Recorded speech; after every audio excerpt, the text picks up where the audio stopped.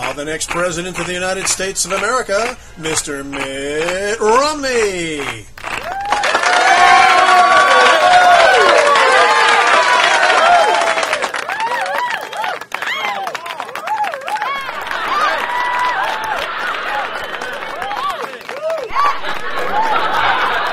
Hi, I'm Mitt Romney. As you know, I'm running for president, and considering how close the election is, I think I found a fun way to illustrate the differences between Barack Obama and myself by using this summer's Olympics.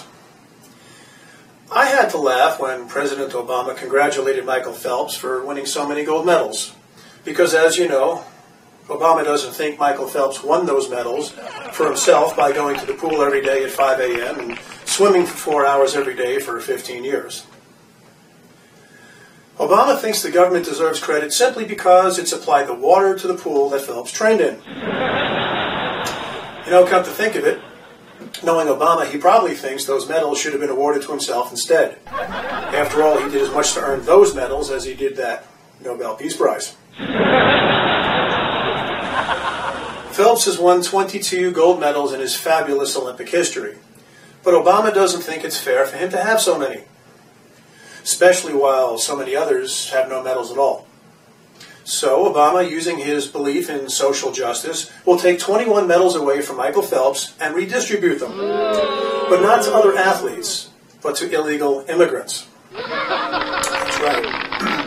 Obama wants to honor courageous Mexicans for their determination and athletic ability by swimming, running, and jumping and hurdling so successfully when evading America's border security. You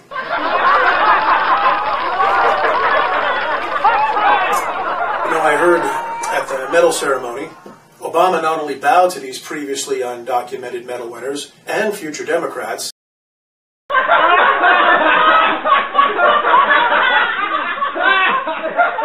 he apologized to them too, for us even having border security. Oh, and while we're on the subject of illegal immigration, I think I figured out why Obama refuses to do anything about illegal immigrants. It's because he might actually be one. If he took the citizens test, I doubt he'd even pass. Back in 2008, when Obama was making a campaign speech in Portland, Oregon, he told the crowd he had just campaigned in 57 states and had one more to go. I've now been in 57 states. I think one left to go. I guess if Obama doesn't know how many states there are in America, we can't fault him for not recognizing Jerusalem as the capital of Israel. Another Olympian Obama was so thrilled about was that cute little Gabby Douglas when she won the gold medal in women's gymnastics, but not because Obama was thinking if his daughters did gymnastics, they'd look like Gabby. You know, if I had a son, he'd look like Trayvon. It's because Obama's now thinking that he can take half of her future endorsement money and give it to other people. To able-bodied people who choose to sit on the couch every day instead of getting a job. Here's an idea, Mr. President. Instead of redistributing the income of hardworking, successful people, how about redistributing their work ethic? Let's get people off welfare like Bill Clinton did in the 1990s. And while you're at it, try suggesting to those Occupy Wall Streeters to try occupying a job.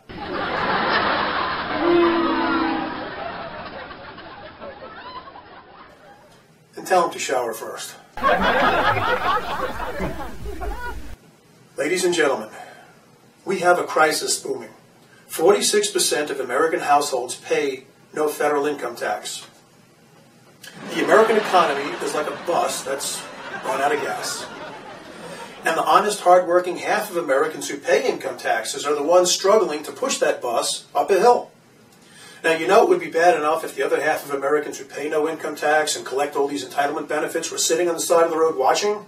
But no, they're not. They're actually sitting on the bus, and they have the nerve to be demanding a free ride at everyone else's efforts and expense. This is crazy. Why does our government allow this? Do you know our government expects more from animals in the forest than it does from welfare recipients? That's right. Ever go to a national park and see signs that say, "Please do not feed the animals"? You know why they post that? Because they don't want animals to learn to depend on humans for food. Because then they'll stop hunting and scavenging for food the way they normally would in nature. So why do liberals endorse feeding welfare recipients, but not animals? Because animals don't vote. And you know if Democrats could find a way to get animals to vote, they would. And then Obama would have to make Eric Holder sue the Parks Department just to force them to rescind the no-feeding policy. President John F. Kennedy said, "Ask not what your country can do for you, ask what you can do for your country." Under Obama, that's changed. It's now, do not ask what our country can do for you, demand what our country can do for you, and we'll give you free money, free health care, and education, and all we ask for in return are simply your votes.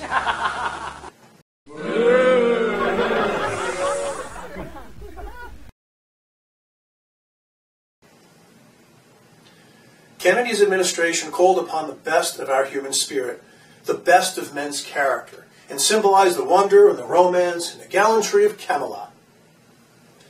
Sadly, the Obama administration has reduced American policies to a camel lot.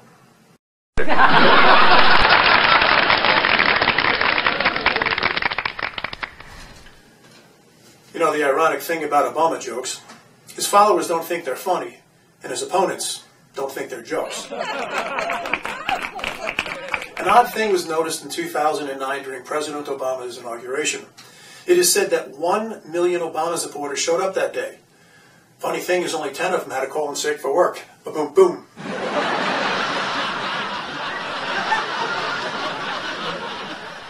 And by the way, my wife Ann has always been proud to be an American. Not just since her husband won his political party's nomination for president. Now, I'm sorry I was sarcastic when I said husband, but I'm a little miffed at Obama for flip-flopping on that gay marriage issue. Sort of makes his marriage as much of a sham as Bill and Hillary Clinton's. But I guess that's the sacrifices you make when you're a pandering for votes Democrat. Did you know in his autobiography, Dreams from My Father? Obama admitted that the girlfriend he spoke of was not a reference to any particular girl, but more of a composite, if you will, of many girls he supposedly dated. It was then I realized that Obama has a lot more in common with gay men than he's letting on. You see, most gay men, before they came out of the closet, lied about past girlfriends, too. Sorry for the distraction, but when I was thinking about Obama blowing money, it just kind of spun me off into that whole gay thing, and I don't know whatever gave me that idea.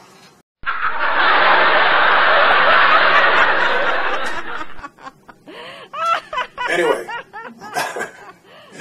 back to money and the economy. People, we need to be serious for a moment. Being President of the United States of America is not a job for someone who obviously needs on-the-job training. Obama says he's learned from his mistakes and promises to do better. He's asking you to give him another chance so he can finish what he started. But then he reverts right back to making the same empty speeches he did back in 2008. These are the steps that we must take. There are plenty of steps we can take right now to start getting our economy back on track. to help create jobs and grow this economy. If we are going to deal with our dependence on foreign oil, If we're going to end our dependence on foreign oil, We'll recruit an army of new teachers. I want to recruit an army of new teachers. make college affordable. Make college more affordable. Solar and wind and biodiesel. Solar and wind and biodiesel. And repair our crumbling roads and bridges. We've got crumbling roads and bridges. At a time when so many people are struggling to keep up. A moment when so many people are still struggling. Finally meet the challenges that we face as a nation. As we look ahead to the challenges we face as a nation, this is our time to put our people back to work. To put more people back to work. He hasn't learned anything. He's cried wolf too many times to be trusted.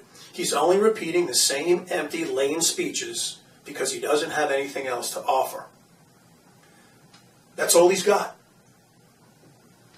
And America can really no longer afford to let Obama grow up at our country's expense. Like Clint Eastwood said, Mr. Obama, you didn't do the job. We have to let you go.